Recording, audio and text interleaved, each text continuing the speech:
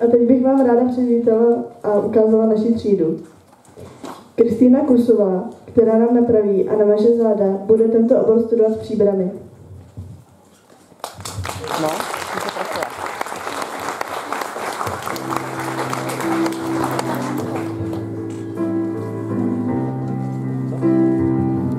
Ninuška Savalieva se chystá na střední školu mezinárodních vztahů v Praze, kde bude studovat obor diplomatické služby.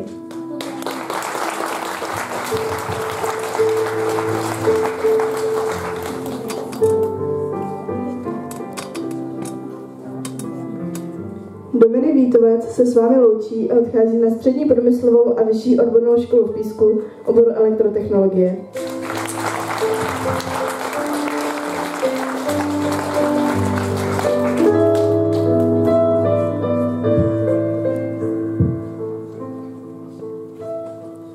Daniel Holzknecht a Josef Zeman si odsedí 3 roky na střední škole ve Vimperku, kde se budou věnovat opravě zemědělských a lesnických strojů.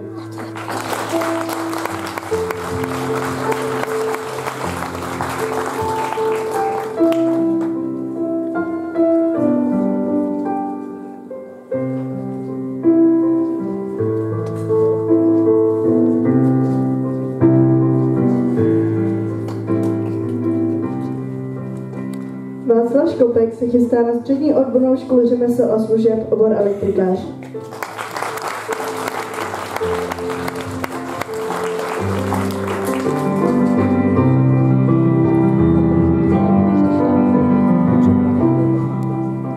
Romana Škopková odchází na gymnázium do Vimperka.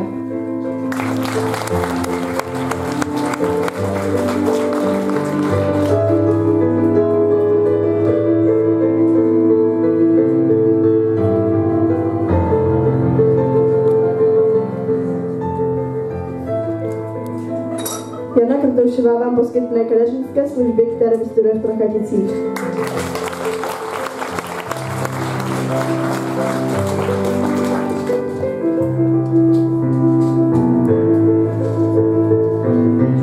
Pavel Hadrava bude studovat na střední průmyslové škole ve Strakonicích, obor strojírenská počítačová grafika a CNC stroje.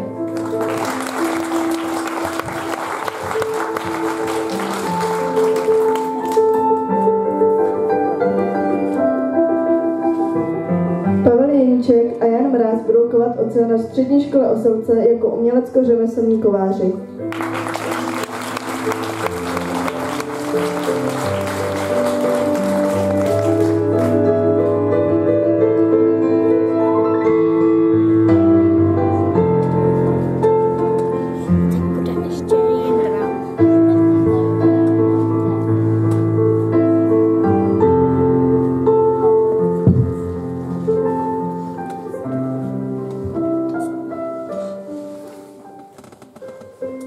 Jindra Vítovec se chystá na střední průmyslovou školu do Volyně na obor interiérová tvorba, navrhování nábytku a dřevěné konstrukce.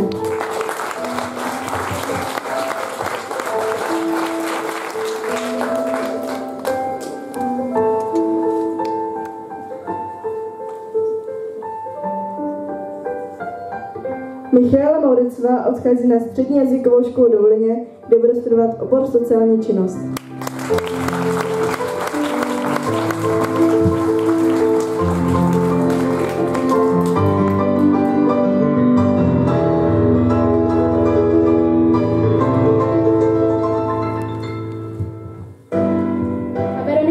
Pešová vás ráda obslouží a uvaří vám po ukončení střední odborné školy řemesel a služeb ve Strakonicích.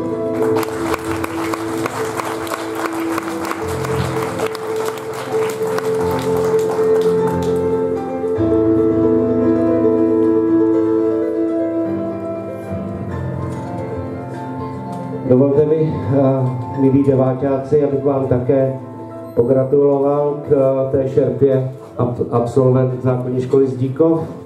chtěl bych vám poděkovat za práci, kterou jste vykonali pod vedením svých učitelů, především pro sebe, samozřejmě ve škole za těch 9 let. A chtěl bych poděkovat také za práci při soutěžích, olympiádách a všude, kde o Zdíkovské škole bylo slyšet a bylo vidět. Chtěl bych poděkovat rodičům, vašim rodičům za to, že spolupracovali s námi, že nám pomáhali při různých akcích. A chtěl bych vám popřát hezké prázdniny za chvíli. Chtěl bych vám popřát, abyste tou správnou nohou vykročili na svá učiliště a školy a abyste dělali čest škole této a také vašim rodičům.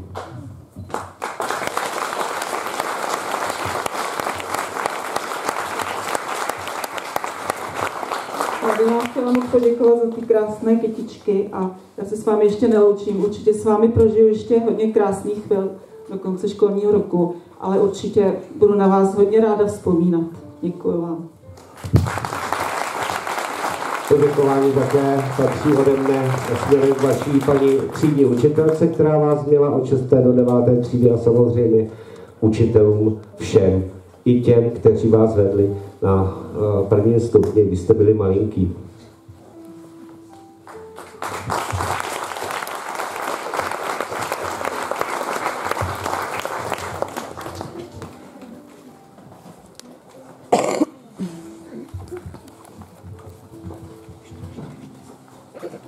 Vážení přítomní, paní učitelky, pane ředitele, rodiče, hosté a žáci této školy.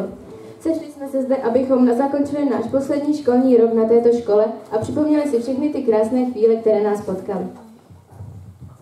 9 let uplynulo jako voda, je konec školního roku a já zde stojím za naši třídu a očekává se, že vám povím něco inteligentního. Samozřejmě v normách deváťáků, se kterými puberta vymetá všechny kulty. V první třídě se mnozí z nás naučili základům počítání, psaní a čtení. Ještě jednou musím zdůraznit, že mnozí, poněvadž někteří s těmito základními věcmi zápasí do dnešního dne. Byly to roky zákonem stanoveného nuceného vstávání, utrpení při písemkách, zkoušení, no však to znáte. Vlastně to není tak dávno, co jsme se jako malí caparti hrnuli, někteří vystrašeně a jiní plní očekávání do první třídy. Vzpomínáte si, když na nás jako prvňáky poprvé vybavil čert? Nebo když nás nutili požít tu podivnou tekutinu, které říkali mléčná polévka? Později jsme začali odhodlaně pronikat do tajů vědy nazývané brnkání učitelům na nervy. Již v 5. třídě jsme se stali mistry na vyhýbání se testům, zkoušení po případě školy. Když jsme přestoupili z prvního stupně na druhý, měli mnozí z nás větší či menší potíže zvyknout si. Je nyní tedy na místě připomenout paní učitelku Cejzovou, která nám se vším velmi pomohla. Jako kolektiv nás měli celku rádi, i když jsme si občas vysloužili titul postrach učitelského sboru. Čas šel dál a byl to nástup do 9.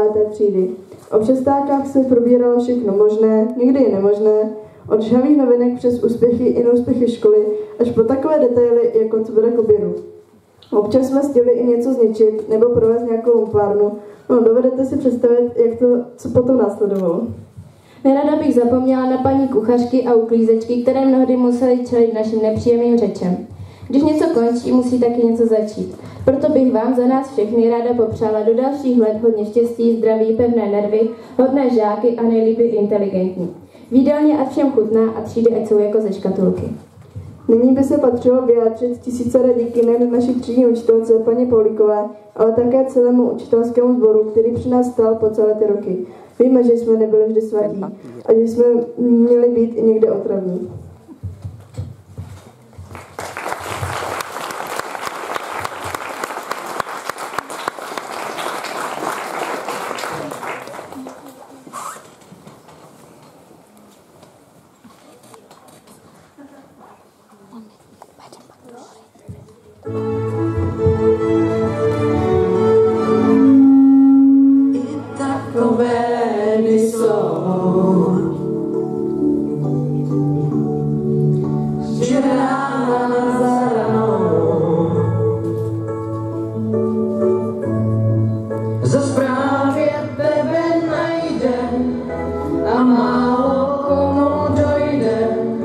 Že padáš hůr na bok.